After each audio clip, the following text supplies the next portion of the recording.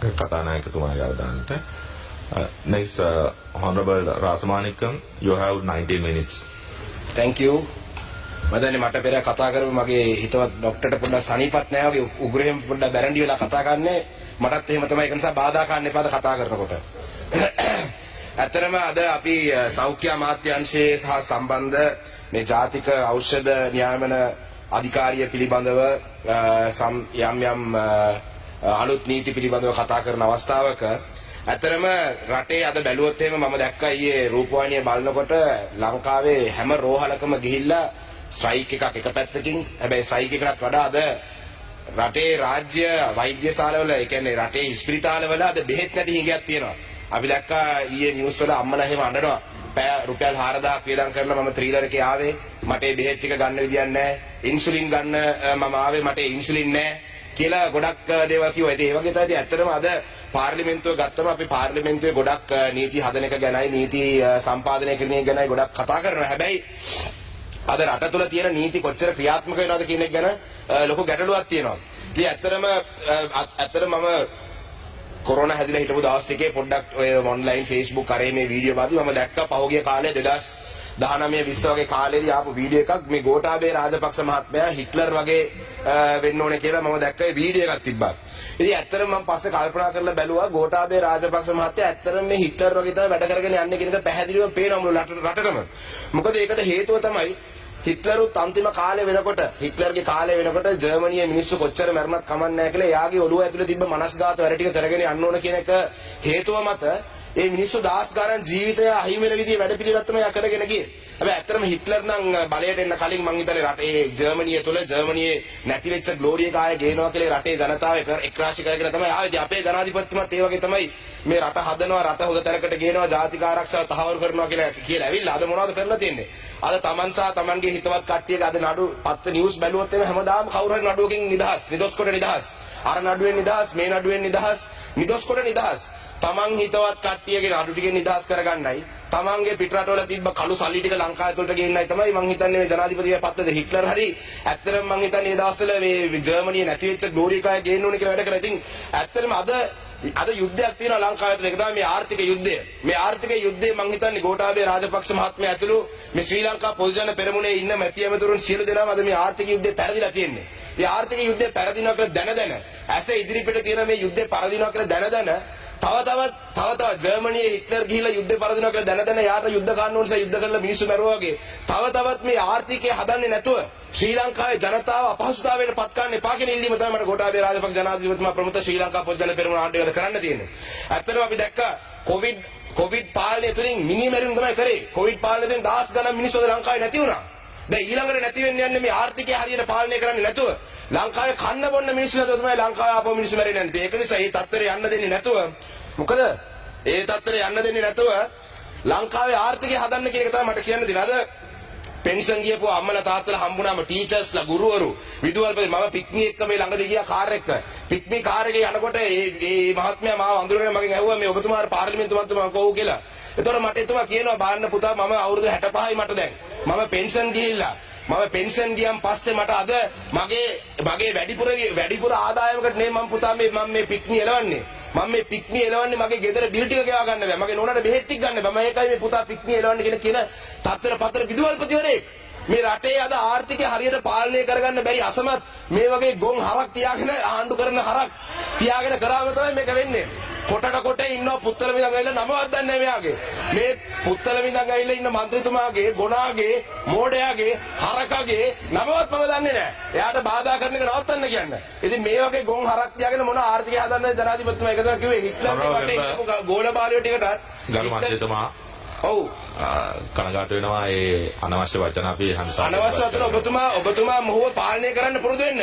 මේ පාර්ලිමේන්තුවේ മന്ത്രി කෙනෙක් කතා කරද්දී LTT කියලා කෑ ගහද්දී ඔබතුමා මුලසලනේ ඔබ මට කියන්නේ එතුමට කියන්නේ ලබා දෙන්න.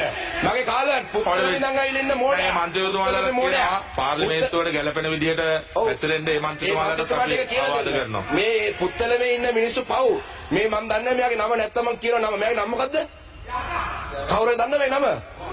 අන්න ඒ වගේ නම් තමයි තියෙන්නේ. මෙයාගේ නම දන්නවනම් මම කියනවා. ඉතින් ඇත්තටම මගේ කාලේ නාස්ති ගන්න එපා. අද පෙන්ෂන් ගියපු අම්මලා තාත්තලාට වෙලා තියෙන එක. පෙන්ෂන් ගියපු සමහර ගුරුවරු ඉන්නවා. පෙන්ෂන් ගියපු සමහර ගුරුවරු අද කියන හඳුන් කූරුව තුනලු ගෙදර. රුපියල් 250ක් සතියට හම්බ වෙනවා කියලා. ඇයි? කන්න බොන්න නැති නිසා. බඩු වියදම වැඩි වෙලා.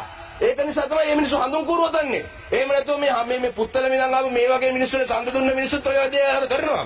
ඉතින් ඒක නිසා අද ඇත්තටම අපි ගත්තොත් එම් බතු කරේ ඉන්න දෙමළ ජනතාවට රුපියල් 80 ගානේ දෙන රුපියල් 80ට දෙනවා කිව්වා පාම් පිටි. කවුද පාම් පිටි දෙනවා කිව්වට අද වෙනතුරු. අද වෙනතුරු.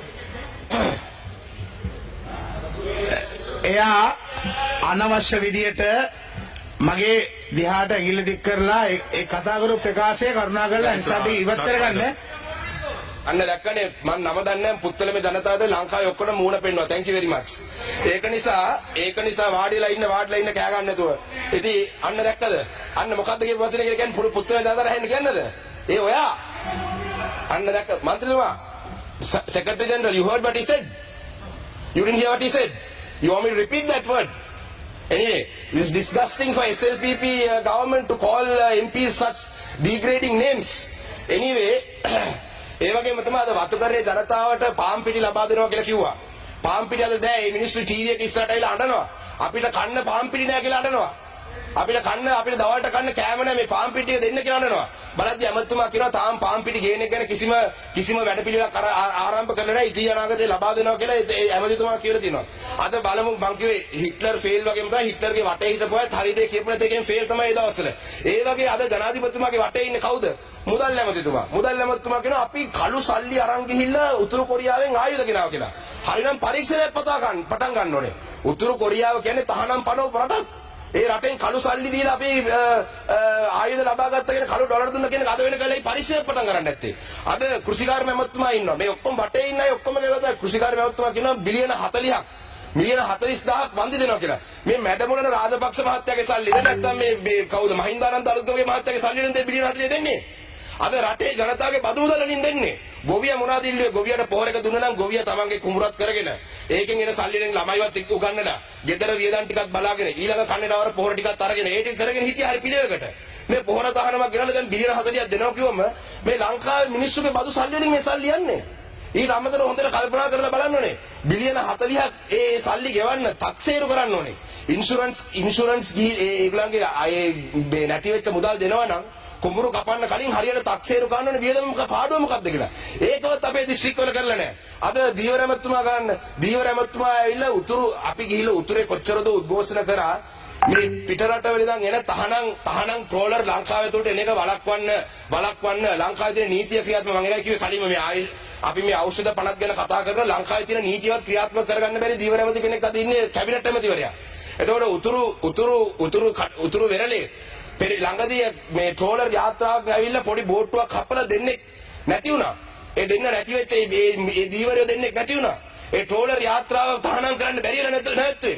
ඒ ට්‍රෝලර් යාත්‍රාව දීවර ඇමතුමා කියන ඕගොල්ලන් අල්ලලා දෙන්න අපි නවත්තන්නම් කියලා. යාපනයේ ඉඳන් මීටර් 300ක් පේන දුරෙන් පිටරටක ට්‍රෝලර් එකක් ඇවිල්ලා ලංකාවේ මාළු වල්ලනවා. ඒක නවත්තන්න බැරි ආණ්ඩුවක් මේක. අද දවස් 6ක් 7ක් ඒ දීවරේ උද්ඝෝෂණය කරනවා. ඒ දෙන්නේ නැති වෙච්ච එක පිළිබඳව. මේ දෙන්න නැතිවීම පිළිබඳව මේ උද්ඝෝෂණයට අද වෙනතුරු රජයෙන් කිසිම තීන්දුවක් දීලා නැහැ. අද ඒ ලෙවල් ඉගෙන ගන්න ළමයිට පාඩම් කරන්න ගියාම කරන්ට් නැහැ. කරන්ට් එක කපලා කුප්පි ලාම්පු තියන් පාඩම් කරනවා. මං හිතන්නේ මේ 60 ගණන් වල 40 ගණන් වල වගේ ඔහොම මොනවද දන්නෙත් නැහැ. ඒ ලෙවල් වලට පාඩම් ඒ ලෙවල් එක්සෑම් යනකොට කුප්පි ලාම්පු තියන් පාඩම් කරලා. ඉතින් අද මම කිව්වා වගේ මේ හිට්ලර් සහ එයාගේ වටේ ඒ දවසේ හිටපු කණ්ඩායම වගේ මේ අද සියලු දෙනාම ෆේල් වෙලා ඉවරයි. අපි දැක්කා අර ලියනාඩෝ ඩිකැප්‍රියෝ කියන අර ඇක්ටර් කෙනෙක් දාලා තිබ්බා මේ අම්පාරේ අලි කුණු කන්නවා මැරෙනවා කියලා. ඒකට අපේ ඉන්න අලි වැටවල් ගහන ඇමතුමා කියලා තියෙනවා මට ආණ්ඩුවෙන් සල්ලි දීලා නේ අලි වැටවල් ගහන්න කියලා. ඒකට අමතරව මේ ඇමතුමා ලැජ්ජ නැතුව ගිහිල්ලා ඒ කැබිනට් ඇමතුමා ඉන්න දර මම කියන්නේ අලි වැටවල් ගහන්නවට සල්ලි නැහැ කියලා. අනේ දෙවියනේ අලි වැටවල් ගහන එක නම් අමාත්‍යාංශය. අලි වැටවල් ගහන්න සල්ලි දීලා නැත්තම් ඔය අමාත්‍යාංශයෙන් අයින් වෙලා යන්නකෝ. ඇයි රටේ බදු ජනතාවගෙන් වාහන පැද තව සවාරියන්නේ? අමාත්‍යාංශයේ සල්ලි නැත්තම් වැඩ කරන්න බෑ කියලා කියනවා නම් ඇවිල්ලා අවුරුදු එකමාරක් වෙනවා නම් අමාත්‍යාංශය දීලා ගෙදර ඉන්නකෝ. මේ වැඩ කරන්නේ මොකටද? මේ ජනතාව වෙනුවෙන් දෙනන් රාජ්‍ය අමාත්‍යාංශය තියන් ඉන්නේ. අද ඒ වගේ ඇමතිවරු කීයක් ඉන්නවද? අද රාජ්‍ය අමාත්‍යවරු රටේ ජනතාවට සංවර්ධනය කරන්න සල්ලි නැත්තම් මේ රාජ්‍ය අමාත්‍යවරු නඩත්තු කරන්නේ රටේ ජනතාවගේ බදු මුදල් වලින්. ඒව නවත්තන්න. අපි දැක්ක ඉන්ඩිපෙන්ඩන්ස් ඩේ දවසේ ලක්ෂ 100 ගණන් වියදම් කරගෙන ගියා ලොකු පරේඩ් එකක්. මම අර කලින් කියපු අර පෙන්ෂන් ගිය අම්මලාට ඔය සල්ලි ටික බෙදලා දෙන්න තිබ්බා. පෙන්ෂන් ගිය තාත්තලාට ඔය සල්ලි ටික බෙදලා දෙන්න තිබ්බා. මේ නිකන් බොරු ආඩම්බර කතා පෙන්වන්න ගිහිල්ලා ලංකාවේ බදු ජනතාවගේ සල්ලි ඔය ඉන්ඩිපෙන්ඩන්ස් ඩේ සෙලිබ්‍රේට් කරේ ලංකාවේ මිනිස්සුගේ සල්ලි වලින් ඒව නවත්තන්න තිබ්බා. ඉතින් ඒ වගේ අද බලන්න දිස්ත්‍රික් සංවර්ධන කමිටු කියලා සභාපතිවරු කියලා 25ක්. මොකද දැන් කැබිනට් දීලා රාජ්‍ය ඇමතිවරු දීලා තව සතුරු කාන්න මිනිස්සු ඉන්නවනේ. එතකොට තව දීලා තියෙනවා දිස්ත්‍රික් සංවර්ධන කමිටු සභාපතිවරු තව 25ක් දීලා තියෙනවා. ඔය 25ට වෙනම වාහන දීලා තියෙනවා. 25ට වෙනම තෙල් ගහලා දෙනවා. ඔය 25 මොනවද කරන්නේ? දිස්ත්‍රික්ක මට්ටමින් රජය කරන වැඩපිළිවෙල වල තමන්ට හිතවත් කට්ටියට දෙනවා. හරක් පැටිය දෙන්නේ තමන්ගේ හිතවත් පුද්ගලයෙක්ට. එයාගේ අක්කට දෙනවා අර ගේ සමග කඩයක් හදන වැඩපිළිවෙල එයාගේ අක්කට දෙනවා. තව මොනවාරි අලුතෙන් එන වැඩපිළිවෙලක් එයාගේ නංගිට දෙනවා. මෙහෙම තමයි මඩකලපුව දිස්ත්‍රික්ක වෙන්නේ. අර ප්‍රාදේශ සභා මන්ත්‍රීවරුන්ට රුපියල් ලක්ෂ 40ක් වෙන් කරපු සල්ලි පවා ඒක තම තමන්ට ඕන විදිහට තම තමන්ගේ හිතවත් අයට කොන්ට්‍රැක්ට් දෙන විදිහට වැඩ කරගෙන යනවා. ඉතින් මේ රජයේ ජනතා ආණ්ඩුවේ සල්ලි නැත්තම් රාජ්‍ය ඇමතිවරුන්ට පඩි කියනවා. මම මේ හැම රාජ්‍ය ඇමතිවරයෙක්ම මම කියන්නේ නැහැ. සමහර රාජ්‍ය ඇමතිවරු ඉන්නවා අපි අහලවත් නැහැ.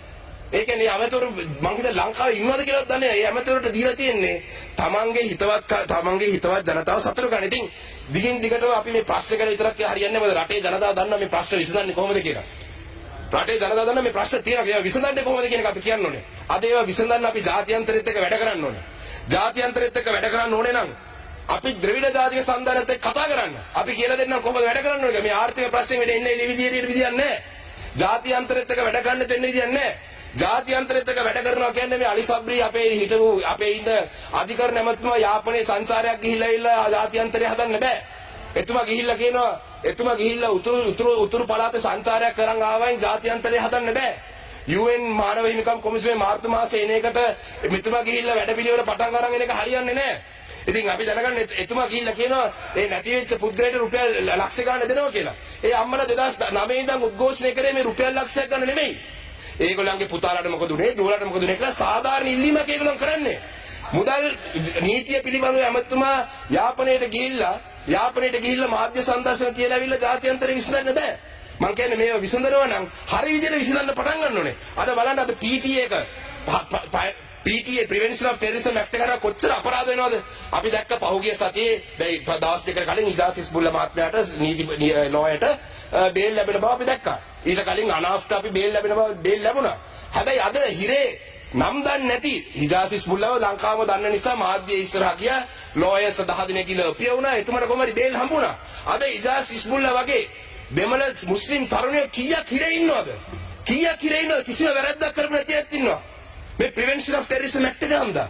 දැන් මේ UN එක එන නිසා අපි ඉජාස් එළියට දැම්ම ඒක නිසා PTA එකේ ප්‍රශ්නයක් නැහැ කියලා කියන ලෑස්ති වෙන්න මම කියන්නේ ඒකයි. ජාත්‍යන්තරේ රවට්ටන්න බෑ මේ වගේ දේවල් කරලා. හරි දේ කරන්න ඕනේ. අද ඉජාස් ඉස්බුල්ලා කියන එක පුද්ගලෙක්. අපි හරිම සතුටු වෙනවා එතුමා එළියට එන්න ලැබීම ගැන. හැබැයි ඒ වගේ දන්නේ නැති නම් දන්නේ නැති ගම් දන්නේ නැති කී දෙනෙක් ඇතුළේ ඉන්නවද? ඔය සියලු දෙනාම වෙනුවෙන් පෙනී හිටින්නේ කවුද? අපි ඊළඟේ තමුසකච්චි පක්ෂයෙන් අපි ලංකාව පුරාම මේ PTA එක අහෝසි කරන්න කියලා දෙමළ සිංහල මුස්ලිම් සියලු දෙනාගෙන් අපි අත්සන් ගැනීමේ ව්‍යාපාරයක් පටන් ගන්නවා. මොකද ඉදිරි අනාගතයේදී මේ Prevention of Terrorism Act කියන එක අනිවාර්යෙන් සිංහල ජනතාවට විරුද්ධව භාවිතා කරන එක සිංහල ජනතාව මතක තියාගන්න ඕනේ. මේ ආණ්ඩුව ගෙදර යවන්න පාරට බැස්ස ගමන් කරනවා. වැඩි කල් යන්නේ නැහැ. කන්න බොන්නේ නැති වෙනවා මාස 6ක් ඇතුළත. ගෙදර මිනිස්සුන්ට බිල් ගෙවා ගන්න බැරි වෙනවා. හොරකම් වැඩි වෙනවා. මිනිමෙරුම් වැඩි වෙනවා. එතකොට මිනිස්සු පාරට බහි. එතකොට පාරට බැස්සම අනිවාර්යයෙන්ම මේ මිනිස්සු කන්ට්‍රෝල් කරන්නත් මේ Prevention of Terrorism Act එක භාවිතා කරනවා. නැවතත් මේ ත්‍රස්තවාදය පටන් ගන්නවා කියලා. ඒ වගේම තමයි මේ වගේ Prevention of Terrorism Act එකේ කියන බැරෑරුම් තත්වය, වැරදි තත්වය, මේක වැරදි, මේක හොඳ නෑ කියලා ප්‍රකාශයක් කරන්නේ UN අපේ ලංකාවේ හිටපු Human Rights Commission එකේ හිටපු former chair අම්බිකා ඇවිල්ලා ලියුමක් ලියපු ගමන් මොකද්ද ඒ ලියුමට දුන්න පිළිතුර? සාමාන්‍යයෙන් ක්‍රිටිසිසම් එකක් ආව නම් ඇක්ටිවිස්ට් කෙනෙක්ගෙන් ක්‍රිටිසිසම් එකක් ආවොත් එහෙම ඒ ක්‍රිටිසිසම් එක පොසිටිව්ව බලන්න ඕනේ. ගරු මොනසුන මන්ත්‍රීවරු මට තව කොච්චර වෙලා තියෙනවද දන්නේ නැහැ. තව විනාඩි 5ක් තියෙනවා. විනාඩි 5ක්. බොහොම ස්තුතියි. ඉතින් අද ඒ වගේ ක්‍රිටිසිසම් එකක් ඉස්සරහින් තියද්දි ඒ ක්‍රිටිසිසම් එක ගැන පොසිටිව්ව බලන්න ඕනේ. අද මොනවද වෙලා තියෙන්නේ? අද මේ ක්‍රිටිසයිස් කරපු ගමන් එතුමියට විරුද්ධව Ministry of Foreign Affairs MFA එකෙන් තමයි ස්ටේට්මන්ට්ස් ඉෂුව කරන්නේ. ඉතින් මේ ජාත්‍යන්තරයට ඉස්සරහට ගිහිල්ලා අපේ රට තුල තියෙන ආර්ථික ප්‍රශ්නේ විසඳ ගන්නවා නම් මේ ජාත්‍යන්තරයත් එක්ක වැඩ කරන්න ඕනේ. එහෙම නැත්නම් මේක කරන්න බෑ. අද අපි ගිහිල්ලා කොහෙන්ද අපි දවසින් දවස එදිනෙදා වැඩ කටයුතු කරගන්න අපි අද ණය ගන්න තත්ත්වයකට වැටලා තියෙන්නේ. දිගින් දිගටම මෙහෙම ණය අරගෙන ලයින් ඔෆ් ක්‍රෙඩිට් අරගෙන අපේ තියෙන තවත් අපේ තියෙන ඇසෙට්ස් විකුණන එක තමයි අපිට කරන්න වෙන්නේ. ඉතින් ඒක නිසා හරි දේ ජාත්‍යන්තරයේ ඉස්සරහා වුණත් ගිහිල්ලා කරනවා නම් හරි දේ කරනවා නම් මම හිතන්නේ අපිට උනත් ද්‍රවිඩ ජාතික සන්ධානය අපිට උනත් උදව් කරන්න පුළුවන්. අපි ඉල්ලන්නේ ඉතාමත්ම සාධාරණ ඉල්ලීම් ඉටු කරන්නේ. අපි දැන් ලංකාව තුල කිරි නිෂ්පාදනය දැන් අද ඇන්කර් නැහැ. ඇන්කර් කිරිපිරි ලංකාව තුල නැහැ. අපි මොනවද ඉල්ලුවේ? අවුරුදු 1කමාරක් තිස්සේ ඉල්ලනවා මම මයිලත්තමඩු මාදවන කියලා පාස්ටර් ලෑන්ඩ් එකක්. ඒ කියන්නේ කිරිහරක් ඉන්න ප්‍රදේශයක් ලක්ෂ 2කමාරක් විතර කිරිහරක් ඉන්න ප්‍රදේශයක්. ඒ කිරිහරක් ඉන්න ප්‍රදේශය හරහා ගිහිල්ලි ඉවරලා මොනවද කරලා තියෙන්නේ? කිරිහරක් ඉන්න ප්‍රදේශයේ ගිහිල්ලි ඒවල එක දේවල් වගා කරන්න අද කෑලි අක්කර 3 4 2 කියලා බෙදලා දීලා තියෙනවා. දැන් මේ කිරිහරක්ට තනකොළ ගන්න තැන නැතිලා තියෙනවා. ඒතකොට මොනවද වෙන්නේ? තවත් ලංකාව ඇතුලේ තියෙන කිරි නිෂ්පාදනය තියෙන තරමත් අඩු වෙනවා. දැන් අපි ඉල්ලන්නේ මොනවද? ඔය පාස්ටර් ලෑන්ඩ් එක ගැසට් කරලා දෙන්න පාස්ටර් ලෑන්ඩ් එකක් හැටියට. ඒක අද වෙනකල් කරන්නේ. මම දැක්ක අපේ ගරු ඇමතිතුමා මේ පිළිබඳ ඇමතිතුමා පහුගිය සතියේ ඇතුළත එහෙ ගිහිල්ලා බලලා තිබ්බා. ඊට අමතරව දැන් අලි ප්‍රශ්නේ මඩකලපුව දිස්ත්‍රික්කේ හැමදාම කොහෙද තැනක අලි ගහලා මැරෙනවා. මේ අලි ප්‍රශ්නේ විසඳන්න අලි වැටවල් ගහන එක පැත්තකින් තිබ්බත් අලියා ලඳු කැලෑ පොඩි කැලෑ ඇස්සේ තමයි අලියා ඉන්නේ. ඒක අපි හැමෝම දැනගන්න ඕනේ. අලියා ඉන්නේ නැහැ සාමාන්‍ය ලොකු කැලෑ ඇස්සේ කියලා අලියා ඉන්නේ නැහැ. අලියා ඉන්නේ පොඩි කැලෑ ඇස්සේ. මේ පොඩි කැලෑ ප්‍රදේශ ඔක්කොම අලි වැටවල් ගහන්න ඕනේ ඇමතිතුමාම ගිහිල්ලා අක්කර 3 බැගින් 4 බැගින් කජුවගා ගන්න දීලා තියෙනවා. දැන් ඒවල වැටවල් ගහන් හිටියම අලියා කොහෙද එන්නේ? අලියා කෙලින්ම එනවා ගම ඇතුළට. අලියා ගම ඇතුළටම අලි වෙඩි නැහැ. දැන් මේ වගේ අපි ඉල්ලන්නේ මේ සාධාරණ දේවල් අපේ දිස්ත්‍රික්කවල මේ ෆොරස්ට් ඩිපාර්ට්මන්ට් එකෙන් කරන මේ අපරාධ නවත්තන්න. සමහර තැන්වල තියෙනවා සමහර තැන්වල ෆොරස්ට් එකට අයිති ඉඩමක් වෙන්න පුළුවන් අවුරුදු 30ක් 40ක් ඒ පොඩිවට උළුන්දු කවුපි ඒ වගේ දේවල් වගා කරපු ඒ ඉඩම් වල ඒ ඉඩම් බලහත්කාරයෙන් ෆොරස්ට් එක ආපහු ලබා ගන්න. හැබැයි ෆොරස්ට් එකේ ඉඩම් ගිහිල්ලා බෙදා දෙනවා. ඉතින් අපි ඉල්ලන්නේ මේ වගේ සාධාරණ ඉල්ලීම් ඉෂ්ට ගන්න. අපි මෙතන ආකියොලොජියට සම්බන්ධ නැබත්තුමා ඉන්න ආකියොලොජි වෙනුවෙන් අපි මොනවද ඉල්ලන්නේ? ආකියොලොජි පුරාවිද්‍යා වස්තු ආරක්ෂා කිරීම අපිත් ඒක පිළිගන්න ආරක්ෂා කරන්න ඕනේ කියලා. හැබැයි ඒක ආරක්ෂා කරන එක වෙනුවට අද මොනවද කරන්නේ? වෙන දේවල් කරන්නේ. මම දැක්ක අපේ කරු සීඩියම රත්නකමත්තුමත් ගිහිල්ලා තිබ්බ ළඟදී කුරුඳුරු මැලේ විහාරය බලන්න අපිත් ඊට දවස් දෙකකට කලින් ගිහිල්ලා තිබ්බ එතනටම බලන්න. එතන පල්ලෙහා වතුර ටැංකියක් හදලා දෙනවා මහා විශාල. දැන් මම උදාහරණයක් වශයෙන් කියන්නේ මඩකලපුව දිස්ත්‍රික්කයේ පොඩි චූටි අර කෝවිලට අයිති පොඩි බිල්ඩින් කෑල්ලක් හදනකොට ඒ දෙක ඒක හදන්න බෑ කියලා ලොකු ප්‍රශ්නයක් ඇති වුණා. මමත් ගියා අපේ ගරු රාජ්‍ය ඇමතුමත් ඇවිල්ලා එතන පොඩි ආරවලකුත් යන්න ගියා. ඊට පස්සේ අපි ආවා. හැබැයි කුරුඳුරු මෙලේ ගියාම ලොකු වතුර ටැංකියක් හදලා තියෙනවා පල්ලෙහා. දැන් මම අහන්නේ පුරාවිද්‍යා දෙපාර්තමේන්තුවේ නුඩත් සාධාරණ විදිහට වැඩ කරන්න කියන එක තමයි අපි ඉල්ලීමක් වශයෙන් අපි කරන්නේ. ඒක නිසා අපි දිගින් දිගටම අවසන් කරනවා මුලසුන මන්ත්‍රීතුමා අපි දිගින් දිගටම ඉල්ලන්නේ ද්‍රවිඩ ජාතික සන්ධානයේ අපේ ඉල්ලීම් ඉතාමත්ම සාධාරණ ඉල්ලීම්. අපි ඉල්ලන්නේ මේ ප්‍රිවෙන්ෂන් ඔෆ් ටෙරරිසම් ඇක්ට් එක වගේ අයින් කරන්න. අපේ මේ අතුරුදහන් වෙච්ච පුද්ගලයන්ට සිදුවෙච්ච අසාධාරණ ගැන කතා කරන්න. අපේ උතුරු නැගෙනහිර ඉන්න අපේ ජනතාවට දේශපාලනමය අයිතිවාසිකම් ලබා දෙන්න. අපි කොයි අවස්ථාවකදත් වෙනම රටක් ඉල්ලලා නැහැ. අපි කොයි අවස්ථාවකදත් ඇවිල්ලා මේ ලංකාව බෙදලා දෙන්න කියලා ඉල්ලන්නේ නැහැ. අපි නොබෙදිය යුතු ශ්‍රී ලංකාවක් තුළ අපේ දේශපාලන අයිතිවාසිකම් තමයි ඉල්ලන්නේ. හැබැයි ගරු ජොන්සන් ෆර්නැන්ඩෝ ඇමතුමා මම ඔබතුමාගෙන් ඉල්ලීමක් කරනවා. මේ පිටිපස්සේ ඉන්න മന്ത്രിතුමා මම කතා කරන්න හැමදාම පටන් ගත්තම ඉතාලම අසභ්‍ය වචන වලින් කතා කරනවා. මට LTT කියන එක මට ඔබතුමා කිව්වා කියලා මට ගැටලුවක් නැහැ. හැබැයි ගරු ජොන්සන් ෆර්නැන්ඩෝ ඇමතුමා මම ඔබතුමාට පක්ෂ අපේ පසුපෙළ മന്ത്രിවරුන්ගේ රැස්වීමෙත් මම ඔබතුමාට කිව්වා. മന്ത്രിවරේ කතා කරද්දී ගරු ඇමතිතුමා අසභ්‍ය වචන සමහර දේවල් කියනකොට ඒක ඉතාමත්ම පිළිකුල් ලෙස කියන්න ඕනේ. මොකද නිකන් නැගිටලා ඕන එක්කෙනෙක් බාධා කරන එක හරි. මටත් මේ වචන ටික මෙතන පාර්ලිමේන්තුවේ මම ඒක කියන එක ඉතර පිළිවෙලක් නැහැ. මෙතන ඉන්න මගේ අනිත් മന്ത്രിවරුන් අහන් ඉන්න තේතුමා කියපු වචන ඔබතුමා ඕනනම් අහන්න. මම මේ පළවෙනි පාරේ මම කතානායකතුමාටත් මේක ගැන කියලා තියෙනවා. අපිටත් ගරු ජොන්සන් ෆර්නැන්ඩෝ ඇමතුමා අනිත් පැත්තට නැගෙන තව එක්කෙනෙක් කතා කරද්දී අසභ්‍ය වචන කියන්න බැරි කමක් නැහැ. දන්නේ නැතුවත් නෙවෙයි. ඒ අපිව හදපු හැටි. ඒ අපේ පවුලේ බෑග්ග්‍රවුන්ඩ් එක. මේ වගේ මිනිස්සු කොහෙන් ආවද කියලා මම දන්නේ නැහැ. පුත්තලමේ ජනතාව ගැන මට දුකයි. මම අද වෙනකල් මෙයාගේ නම්වත් දන්නේ. ඉතින් මම ගරු ජොන්සන් ෆර්නැන්ඩෝ ඇමතුමාගේ ඉල්ලීමක් කරනවා. මොකද අවසන් කරනවා. මොකද මට මගේ විනාඩිය ලබා දෙන්න මේ ගරු මන්ත්‍රීතුමා මොකද එතුමා බාධා කරා. මේ හැබැයි අපි වැඩි ඒක ගැන පුදුම වෙන්නේ නැහැ. මොකද අපි දැක්ක ආණ්ඩුවේ සීනියර් කැබිනට් මිනිස්ටර් කෙනෙක් රෝහිත අබේගුණවර්ධන ඇමතුමා ඊයේ පෙරේද කතා කරපු කතා කිරිල්ල. ඒක කොහොමද දරුවෙකුයි අම්මයි තාත්තයි නිවුස් බලනකොට ඔය වගේ කතාව කිරු ටීවී එකේ ගියාම කොහොම තියෙයිද? අම්මගෙන් පුතා ඇහුවොත් එimhe අම්මා මොකද්ද මේ තුනක් ගැන කියන්නේ කිව්වොත් මොනවද කියන්නේ? අල්ලපු ගෙදර සද්ද දෙනවා කියලා කියනවා.